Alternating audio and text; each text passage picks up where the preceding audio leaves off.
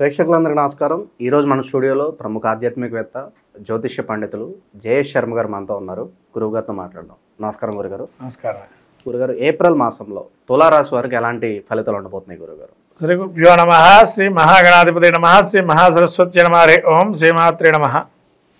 మనకి ఏప్రిల్ మాసంలో చైత్రమాసం తులారాశి యొక్క ఫలితాలు చూస్తే ముఖ్యంగా తులారాశి చిత్తానక్షత్రం 3-4 పాదాలు, అట్లాగే స్వాతి నక్షత్రం 4 పాదాలు, విశాఖ నక్షత్రం 3 పాదాలు తులారాశి. తులారాశి గ్రహస్థితి చూసినట్టయితే 12లో కుజుడు ఈ యొక్క కేతు ఉన్నాడు. అట్లానే 6లో శని, రాహు, శుక్రుడు, బుధుడు, రవి, తదుపరి రవి 7వ స్థానంలో సంచారం చేస్తున్నాడు. రవి ఏప్రిల్ 13వ తారీఖు తర్వాత నుంచి. అలానే గురుడు వచ్చేసి 8వ స్థాన సంచారం. ఆ యొక్క కుజుడు వీరికి 10వ స్థాన సంచారం.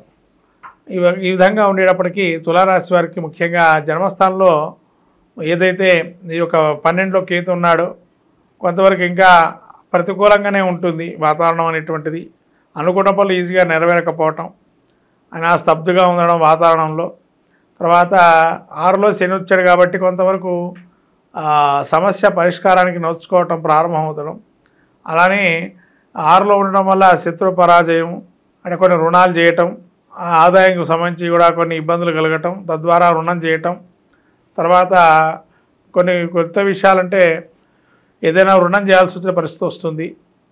ఎందుకంటే 10లో కుజుడు ఉండడం వల్ల ఆర్థికంగా కొద్ది ఇబ్బందులు కలగటం, అందులో వృత్తి వ్యాపారాల్లో కానీ ఉద్యోగంలో కానీ బాగా కష్టతరంగా ఉండటం, అనుకున్న పనులు సాధించకపోవటం, ఏదో మనం వృత్తి చేస్తున్నాం కానీ ఏది మెలకువలు ఉండటం లేదే అని ఒక చిన్న స్తబ్దత ఉంటుంది మనసులో. తర్వాత ఈ యొక్క శుక్రుడు, బుధుడు కూడా 6లో ఉండటం వల్ల ఆర్థికంగా పెద్దగా లాభదాయకంగా ఉండదు. బుద్ధిబలం ప్రదర్శించినా కూడా కొంతవరకు పనులు కాకపోవటం. తర్వాత ఈ యొక్క గురుడు కూడా 8మంలో ఉండటం ప్రతికూలంగానే ఉన్నాయి పరిస్థితులు అని చెప్పచ్చు. ఈ యొక్క తులారాశి వారికి నెల మీరు ఏది తీసుకున్నా కూడా వ్యవహారాల్లో కొంతవరకు ముందుకు సాగుతాయి. ఒక్క అడుగు అయితే ముందరికి వెళ్తుంది.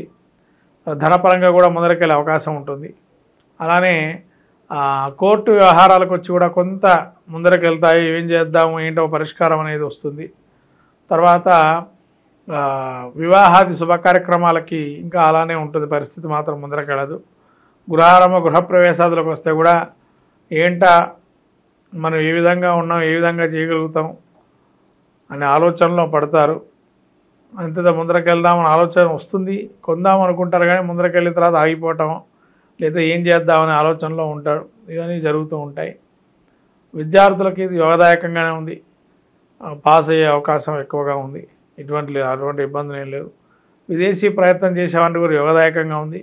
కానీ ఉద్యోగాల్లో మాత్రం కఠినంగా ఉండడం, ఉద్యోగాలు పోవటం, లేదా కఠినతరంగా వాళ్ళని కొన్ని క్రమశిక్షణ వంటివి ఉండడం, ఇవన్నీ కూడా కొంచెం ఇబ్బందికరంగానే గోచరిస్తుంది. ఏంటి పరిస్థితి ఇట్లా ఉంది అని కొంతవరకు చెప్పాలంటే మనస్పర్ధగా ఉండడం అనేది అవకాశం ఎక్కువగా ఉంటుంది ఈ యొక్క తులారాశి వారికి. గురుగారు, ఏదన్నా వ్యాపారాలు పెట్టుకోవాలి అనుకుంటే ఎలాంటి వ్యాపారాలు బాగుంటాయి అంటారు? వ్యాపారం అనేది అయితే ఈ నెల వద్దని చెప్పడం మంచిది. దాచుకోవడం బెటర్ అంటారు. ఎందుకంటే ఖర్చులు అధికంగా కనబడుతున్నాయి. అందులో వీళ్ళు ఆర్థిక మాంద్యం ఒకటి, తర్వాత ఆదాయం మించిన ఖర్చులు ఉండటం, ఏదో అప్పు చేయటం లాంటివి జరిగే అవకాశాలు ఎక్కువగా ఉంటాయి. కాబట్టి ఉన్న దానిలో ఉండడం అనేది మంచిది. ఇక గుర్తింపుల పరంగా గురుగారు, సినీ రాజకీయ ప్రముఖులకి ఎలా ఉండబోతుంది మాసం? కొంత గుర్తింపుకి వస్తే కనుక ఇంకా స్తబ్దుగానే ఉంటుంది. పెద్దగా అందిపుచ్చుకే ధోరణి ఉండదు. ఏవి వీళ్ళకి ఇప్పటికైతే ఇంకా అంత ఆశాజనకంగా లేదు ఈ మంత్ అనేది చెప్పచ్చు. ఈ యొక్క మాసం అనేది ఏప్రిల్ మాసం. ఇంకా పై మాసాల్లో ఏమన్నా మంచి చేకూరుతుందేమో అనుకోవాలి. ఎందుకంటే ఈ మాసంలో అయితే పెద్దగా గ్రహాలు అన్నీ ప్రతికూలంగానే ఉన్నాయి. ఏది మంచిగా లేదు. ఎందుకంటే కుజుడు దృష్టి తులారాశి మీద పడ్డది, కుజుడు యొక్క చతుర్థ దృష్టి. అందుకని కంఫర్ట్ జోన్స్ ఏవైతే ఉంటాయో ఒక్కసారిగా కంఫర్ట్స్ ఏదైతే అనుభవించారో అది కొద్దిగా ఇబ్బందికరంగా ఉండడం, తర్వాత ఏం చేద్దాం అనేది. తర్వాత వీళ్ళకి తులారాశికి చతుర్థ పంచమ స్థానం కుజుడు దృష్టి ఉండదు అన్నది. వాళ్ళు అక్కడ కూడా కొంత వైఖరి ఏదైతే ఉందో మొండిగా ఉండటం. అంటే ఇప్పుడు ఒకళ్ళు ఏదన్నా ఒక మధ్యవర్తిత్వం చేయడానికి వెళ్తారు. ఆ మధ్యవర్తిత్వం చేసేటప్పుడు ఏమవుతుందంటే ఇంత కాదు ఇంత అని అనుకున్నా కూడా కొద్దిగా కష్టంగా ఉంటుంది. ఆ వైఖరి అనేది పోదు. ఇంకా దానికి ఏదో విధంగా కింద మీద పడుతూ ఒక నెల కాకపోతే ఇంకో నెల అయినా ఉంటుంది అని ఆలోచన చేయటం. తర్వాత గురువు దృష్టి మళ్ళీ ఇక్కడ దీని మీద గుత్తల మీద పడటం లేదు. అంటే క్రూర దృష్టి ఎక్కువ ఉంది. క్రూర దృష్టి అంటే కుజుడి దృష్టి అంత మంచిది కాదు. పాపగ్రహం, జనులకు నీచలో ఉన్న గ్రహం పాపగ్రహం కూడా. తులారాశికి ఏంటంటే కుజుడి వల్ల ఇబ్బందులు ఎక్కువగా గోచరిస్తున్నాయని అర్థమైంది ఇక్కడ. కాబట్టి అంతగా ఈ స్తబ్దుగా ఉంటుంది ఈ మాసం. అంటే కుజస్తంభన పేరునే ఉన్నారు కాబట్టి ఆ స్తంభం నుంచి బయటకు వచ్చాడు కాబట్టి కుజుడు ఇంకా కొద్దిగా విపరీతమైన చర్యల్లోనే ఉంటాడు ఇంకా. కాబట్టి అంతగా ముందరకు వచ్చే అవకాశం ఎక్కువగా లేదు. గురుగారు, ఇంకా మెరుగైన ఫలితాలు పొందడానికి ఎలాంటి రెమెడీస్ చేసుకుంటే వీళ్ళు బాగుంటుంది అంటారు? అయితే వీళ్ళు కొన్ని విజయాలు సాధించాలనుకుంటే మాత్రం ద్వితీయార్థం కొంత బాగుంటుంది. ఎందుకంటే ద్వితీయార్థం ఎందుకు బాగుంటుందంటే రవి వీరికి సప్తమ స్థానంలోకి సంచారం చేస్తున్నాడు, ఉచ్చస్థితిలో ఉన్నాడు. కాబట్టి రాజప్రసాదాలు, రాజమార్గంలో ప్రభుత్వ మూలకంగా ధనం ఏవైతే ఉన్నాయో ఆ కాంట్రాక్టర్లు కానీ లేకపోతే ప్రభుత్వంతో బకాయి పడిన సొమ్ము రావటానికి కానీ లేదా ఆగిపోయిన సొమ్ము ఎక్కడైనా ఉంటే అవి మళ్ళీ తిరిగి రావటం కానీ అవి వస్తాయి. వాటికైతే బాగుంది. ఓకే. ఇక వీళ్ళు ఏం పూజలు చేసుకోవాలా, ఏం దానాలు అని అనుకున్నట్లయితే కనుక ముఖ్యంగా కుజుడు సుబ్రహ్మణ్య ఆరాధన బాగా చేసుకోవటం మంచిది. ప్రతినిత్యం సుబ్రహ్మణ్య అష్టోత్తరం చేయటం, గణపతి ఆరాధన చేయటం అనేది మంచిది. అట్లానే బుధుడు నీచలం విష్ణు సహస్రనామ పారాయణ, లక్ష్మీనారాయణ హృదయం లాంటి పారాయణ చేసుకోవడం వల్ల మంచి చేకూరుతుంది.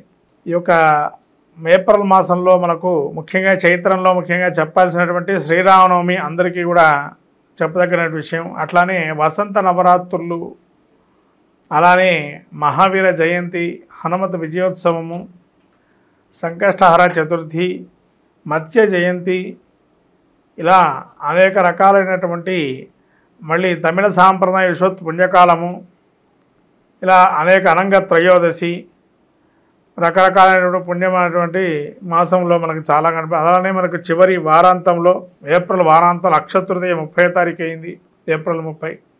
ఇలా ఈ యొక్క మాసం చైత్రమాసం ముఖ్యంగా మనం చూసుకున్నట్టయితే మనకు ముఖ్యంగా ఈ యొక్క మాసంలో ప్రథమంగా ఆచరించేటువంటిది వసంత నవరాత్రులు, అట్లనే శ్రీరామనవమి. ప్రతి ఇంట ప్రతి అస్మిన్ దేశే అస్మిన్ రాష్ట్రే అస్మిన్ పట్టణే అని చెప్పి సంకల్పం చెప్పి శ్రీరామం మీద సస్యశ్యామలం చేస్తూ సకలమైనటువంటి ధనధాన్య సంపత్తులు కలగాలని, లోకమంతా సుభిక్షంగా ఉండని, క్షామమంతా కూడా పోయి రాజ్యం కూడా సుభిక్షంగా రామరాజ్యంగా వేళాలని మనం కోరుకుంటూ కళ్యాణోత్సవం చేసుకుంటాం. అలానే హనుమత విజయోత్సవం, రాముల వారు ఎప్పుడైతే అయోధ్యకి ఏర్తించాలనుకున్నారో ఆ రావణాసుర సంహారమైన తర్వాత ఆ యొక్క అయోధ్యకు చేరుకున్న సమయంలో హనుమత విజయోత్సవం ఒక సభ చేసి సభలో జరిగిన సంఘటన ద్వారా విజయోత్సవాన్ని అప్పుడు రాముల వారు ప్రకటించడంతో హనుమత విజయోత్సవంగా చేపట్టి విజయయాత్రగా చేపట్టి అటువంటి మహత్తరమైనటువంటి రోజు చైత్ర పౌర్ణిమ అంటారు. అలా చిత్ర పౌర్ణిమ అని కూడా ఈ రకమైనటువంటి శుభకార్యాలని కూడా చైత్ర మాసం నుంచి మనం ప్రారంభం చేస్తుంటాం ఇవాళ శుభ కార్యక్రమాలు. అలానే మత్స్య జయంతి మనకు వేదాలని రక్షింపజేసి మళ్ళీ బ్రహ్మ దేవుడికి అప్పచెప్పినటువంటి మహావిష్ణువు యొక్క స్వరూపమే మత్స్య జయంతి అంటారు.